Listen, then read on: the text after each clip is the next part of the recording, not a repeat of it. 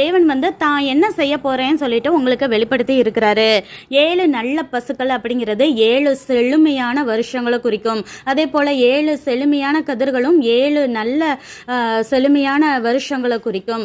அதே போல 7 மெலிஞ்ச பசுக்களுங்கிறது ரொம்ப கஷ்டப்படுற பஞ்சத்தின் காலங்களை குறிக்கும். அதே போல 7 வாடின கதிர்களும் வந்து 7 வருஷம் பஞ்சம் இருக்குங்கிறத குறிக்கும் அப்படின்னு சொல்லிட்டு சொல்றாரு. முதல்ல 7 வருஷம் வந்துட்டு ரொம்ப வந்து செழுமையா எல்லா ஆசீர்வாதங்களோட நம்ம தேசம் இருக்கும். ஆனா அதுக்கப்புறம் வரப்போகிற பஞ்ச காலத்துல அதுக்கு ஆப்போசிட்டா எந்த ஒரு பரிபூரணமும் இல்லாம, ஆசீர்வாதங்கள் இல்லாம, செழுமை இல்லாம, தானியம் விளையாம மக்கள் வந்து ரொம்ப கஷ்டப்படுற ஒரு வருஷமா இருக்கும் அப்படின்னு சொல்லிட்டு சொல்றாரு.